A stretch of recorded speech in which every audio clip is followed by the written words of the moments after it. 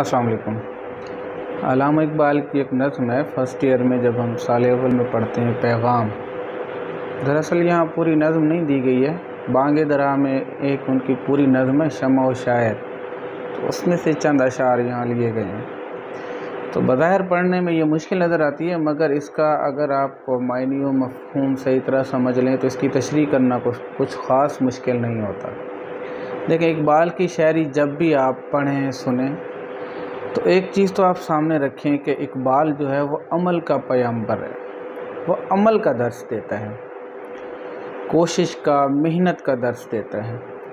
قرآن پاک میں دیکھیں، لیس للانسان الا ما سعی، اللہ تعالیٰ نے ارشاد فرمایا انسان کو وہی کچھ ملتا ہے جس کی وہ کوشش کرتا ہے۔ ایک اور آیت کا مفہوم کچھ یوں ہے کہ اللہ اس قوم کی حالت کو نہیں بدلتا جب تک کہ اپنی حالت کو وہ خود نہ بدلے۔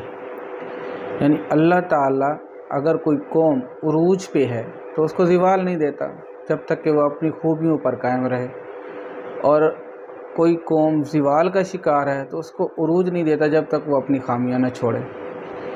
اقبال یہاں پہ انسان کو عمل کا درس دے رہے ہیں کہ یہاں دنیا میں آپ کو وہی کچھ ملنا ہے جس کی آپ کوشش کریں گے۔ اگر آپ کوشش نہیں کریں گے تو آپ کو کچھ بھی حاصل نہیں ہوگا۔ اللہ تعالیٰ نے انسان کی قسمت کو تابع کر دیا انسان کی محنت کے ساتھ، اور اگر آپ محنت کے ساتھ نہیں چلیں گے، کوئی کام نہیں کریں گے تو آپ کو کامیابی حاصل نہیں ہوگی۔ یہ عمل کی دنیا ہے، یہ کوشش کی دنیا ہے، یہ محنت کی دنیا ہے۔ جو کچھ آپ کے مقدر میں لکھا ہوا ہے وہ بھی اس چیز کے تابع ہے کہ آپ محنت کریں، اور جو لکھا ہوا ہے وہ بھی نہیں ملے گا اگر آپ نے محنت نہیں کی۔ یہ اللہ تعالیٰ کا نظام ہے، یہ اس کی مرضی ہے، وہ جس کو چاہے عطا کرے، مگر قانون اس نے یہ بنایا ہے کہ جو محنت کرے گا اس کو ہی حاصل ہوگا۔ جو کچھ وہ چاہتا ہے اسی معیار کی محنت اگر وہ کرے گا تو اللہ کا قانون ہے کہ اس کو وہی کچھ حاصل ہوگا۔ تو اقبال یہاں پہ مسلم امہ کو یہ پیغام دے رہے ہیں کہ اگر آپ دوبارہ سے عروج پہ آنا چاہتے ہیں، پھر اپنے اس عروج پہ آنا چاہتے ہیں کہ دنیا میں آپ کی حکومت ہو اور آپ غلام بن کے نہ رہیں، تو آپ کو خود محنت کرنا ہوگی، ہر فرد کو محنت کرنا ہوگی، ہر شخص کو اپنے اپنی قوت کے مطابق، اپنی صلاحیت کے مطابق، بساط کے مطابق اسے اپنا کردار ادا کرنا ہوگا۔ یہ ہے آشنا اپنی حقیقت سے۔ اب وہ خود کہہ رہا ہے کہ اے انسان، تو خود اپنی حیثیت کو، اپنی صلاحیت کو سمجھ ہی نہیں پا رہا۔ تجھے واقف ہونا چاہیے کہ تیرے اندر اللہ تعالیٰ نے کیا صلاحیت رکھی ہے۔ اب اس صلاحیت سے تو اگر پورا کام لے گا تو انشاءاللہ جو کچھ تم سوچ رہے ہو، چاہ رہے ہو، وہ تمہارا مقدر ہوگا۔ اب آشنا اپنی حقیقت سے ہو اے دہقاں ذرا، یہاں کسان بطور استعار ہے، دہقاں کا مطلب ہوتا ہے کسان۔ دیکھیں، کسان ایک وقت پہ اسے پتہ ہوتا ہے کب میں نے بیج ڈالنا ہے، کب میں نے پانی دینا ہے، کب میں نے زمین میں ہل جوتنا ہے، کسان کو سب پتہ ہوتا ہے۔ وہ اس ترتیب سے چلتا ہے تو اسے کھیتی بھی حاصل ہوتی ہے، اس کا پھل بھی حاصل ہوتا ہے۔ تو ہر انسان جو صلاحیت رکھتا ہے وہ صلاحیت کے مطابق اپنی ترتیب کے ساتھ اگر محنت کرے، کوشش کرے تو یقیناً وہ اپنے مقصد کو پا لے گا۔ دانا تو کھیتی بھی تو، بارہ بھی تو، حاصل بھی تو، یعنی گندم بونا بھی تیرا کام ہے، پھر گندم کا دانہ جو حاصل ہوگا وہ بھی تیرا ہے، بارش بھی تیرے لیے برسے گی، اور جو کچھ حاصل ہوگا وہ بھی تیرا ہی ہوگا۔ مگر گندم بونا تیرا کام ہے، کوشش کرنا تیرا کام ہے۔ یہ ساری کی ساری جو 4-5 اس میں اشعار آ رہے ہیں، سارے کے سارے یہ دراصل استعارے کے طور پر، ان کا مفہوم سب کا ایک ہی ہے۔ کوشش تو نے کرنی ہے، محنت تو نے کرنی ہے، ہمت تو نے کرنی ہے، پھر جو کچھ حاصل ہوگا وہ بھی تیرا ہی ہے۔ یہ ہے نا، عمل سے زندگی بنتی ہے، جنت بھی جہنم بھی، یہ خاکی اپنی فطرت میں نوری ہے نہ ناری ہے، یہ بھی اقبال نے کہا ہے۔ تو عمل سے زندگی ہے، کوشش سے زندگی ہے، کوشش نہیں ہے تو پھر زندگی بھی نہیں ہے۔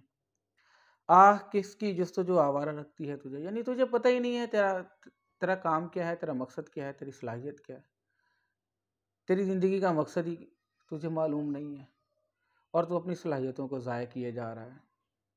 حالانکہ اگر تو اپنی صلاحیتوں کو سمجھ لے تو راستہ بھی تیرا ہے، راہبر بھی تو ہے، راہرو بھی، مسافر بھی تو ہے، اپنا راہبر بھی تو ہے، اور منزل بھی تیری ہے۔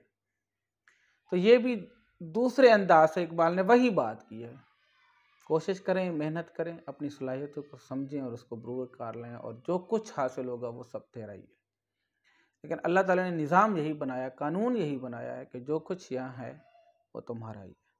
کانپتا ہے دل تیرا اندیشہ طوفان سے کیا، نا خدا تو بحر تو کشتی بھی تو ساحل بھی تو ابھی سے ڈرنے لگا ہے کہ راستے میں یہ مسئلہ ہو جائے گا، یہ مسئلہ ہو جائے گا، یہ مشکل ہے، یہ پریشانی ہے، یہ الجھن ہے، یہ رکاوٹ ہے۔ حالانکہ جب انسان کسی مقصد کے لیے چل پڑتا ہے، جو رکاوٹیں ہوتی ہیں وہ بھی ساتھ ساتھ دور ہوتی جاتی ہیں۔ یہ بھی اللہ کا نظام ہے۔ پہلے سے ڈر گیا تو پھر کچھ حاصل ہونے والا نہیں ہے۔ تو چوتھا شعر دیکھیں، دیکھ آ کر کوچا ہے چاکے گریباں میں کبھی۔ یہ استعاراتی بات میں اس نے کہا جی تو دیوانے لوگوں کی طرح زندگی پڑھ کے دیکھو۔ یا دیوانے سے مراد مجازی تو اس نے بولے ہیں، حقیقی دیوانے جو اللہ کے عشق میں دیوانے تھے وہ پھر نکل پڑے، اور پھر دیکھو دنیا کو انہوں نے فتح بھی کر لیا۔ آپ ان کی زندگی کا مطالعہ کریں گے تو آپ کو اندازہ ہو جائے گا کہ انہوں نے کتنی محنت کی ہے، اور جو چاہا ہے پھر حاصل بھی کیا ہے۔ ان کو عظمت بھی ملی ہے، ان کو دنیا بھی ملی ہے، ان کو آخرت بھی ملی ہے۔ اپنی زندگی میں اپنی تاریخ کے اکابرین کی ذرا تاریخ پڑھ کے دیکھیں، آپ کو لگ پتہ جائے گا کہ انہوں نے کتنی محنت کی اور کتنی عظمت ان کو حاصل ہوئی ہے۔ تو بھی اس سے پھر سبق حاصل کر کہ انہوں نے بھی محنت کر کے قربانیاں دے کر عظمت حاصل کی ہے، تو تمہیں بھی قربانی دینا پڑے گی۔ قربانی کے بغیر کچھ حاصل نہیں ہوتا، محنت کرنا ضروری ہے۔ محنت اور عمل کے بغیر دنیا میں کوئی کامیاب زندگی نہیں گزار سکتا۔ یہ دنیا کا نظام، اللہ نے قانون بنایا، وہ چاہے تو ایسے بھی عطا کر سکتا ہے، لیکن اللہ نے ایک اصول بنایا، قانون بنایا کہ محنت آپ کو کرنا ہی ہوگی۔ مگر افسوس یہ ہے کہ ہم لوگوں کو کچھ اس طرح سے تعلیم دی گئی ہے کہ ہم سمجھتے ہیں کہ محنت کے بغیر ہی سب کچھ حاصل ہو جائے گا۔ ایسا ممکن نہیں ہے۔ وائے نادانی کہ تو محتاج ساقی ہو گیا۔ کل تو علم بانٹتا تھا، آج تو لوگوں سے حاصل کرنے جاتا ہے، کیونکہ آج تو محنت کرنا تو نے چھوڑ دیا، عمل تو نے چھوڑ دیا ہے، اب دوسروں کا محتاج ہے۔ علم بھی تو دوسروں سے حاصل کرتا ہے، حالانکہ یہی علم تو ان کو دیا کرتا تھا۔ عمل کا پیغام تو دوسروں کو دیا کرتا تھا، آج تیرے اپنے اندر عمل نہیں ہے، اب دوسرے تجھے عمل کا پیغام دیتے ہیں۔ کتنے افسوس کی بات ہے، یہ ہے محتاج ساقی ہو جانا۔ حالانکہ علم کی میراث بھی ہمارے پاس ہے، علم وراثت میں ملا بھی ہمیں ہی تھا، اور تمام علوم ان کی بنیاد بھی ہم نے ہی رکھی تھی۔ افسوس کہ وہی علم ہم دوسروں سے حاصل کرنے جاتے ہیں جو علم لوگ ہم سے حاصل کرنے آتے تھے۔ اب یہاں پہ تھوڑا سا اقبال شکوہ کر رہا ہے کہ افسوس کہ آج کا مسلمان جو ہے نا وہ دوسروں کا محتاج ہو گیا، علم کے معاملے میں، محنت کے معاملے میں، کردار کے معاملے میں، اخلاق کے معاملے میں، معاشرت کے معاملے میں، تہذیب کے معاملے میں وہ دوسروں کا محتاج ہے، دوسروں سے حاصل کرتا ہے، حالانکہ اس کے اپنے پاس تہذیب بھی موجود ہے، کردار بھی موجود ہے، اخلاق بھی موجود ہے، دین بھی موجود ہے، ثقافت بھی موجود ہے، کلچر بھی موجود ہے، سب کچھ علم بھی موجود ہے، مگر وہ کوشش کرنا اس نے چھوڑ دی ہے، تو اس لیے اب محتاج ساقی دوسروں سے حاصل کرتا ہے۔ تو وہ اقبال نے ایک اور نظم میں بھی ایسے ہی شکوہ کیا نا کہ افسوس کی بات جو انہوں نے ظاہر کیا جب وہ یورپ میں تھے کہ ہمارے علوم، ہماری کتب یورپ میں پڑی ہوئی ہیں، اور جب میں انہیں دیکھتا ہوں تو میرا دل زخمی ہوتا ہے کہ دیکھیں ہمارے لکھے ہوئے علوم سے دوسرے فائدہ حاصل کر رہے ہیں اور ہم فائدہ حاصل نہیں کر رہے، مگر وہ علم کے موتی کتابیں اپنے آبا کی جو دیکھیں ان کو یورپ میں تو دل ہوتا ہے سی پارا۔ اب وہ آخری دو اشعار میں ایک اپنا مقصد بتا رہا ہے ہم لوگوں کو کہ ہمیں کرنا کیا چاہیے۔ شعلہ بن کر پھونک دے خاشاک غیر اللہ کو، اللہ کی ذات کی رضا کے علاوہ دنیا کی جو بھی چیز ہے اس کو تو خاطر میں نہ لا، پھر دنیا تیرے قدم چومے گی۔ اگر تو اپنی ذات کے مفاد کی خاطر کرے گا کچھ، یا کوئی خود غرضی میں لپٹ جائے گا، تو تجھے کچھ حاصل ہونے والا نہیں۔ پہلے کفر تجھ سے ڈرتا تھا اور آج تو کافر سے ڈرتا ہے۔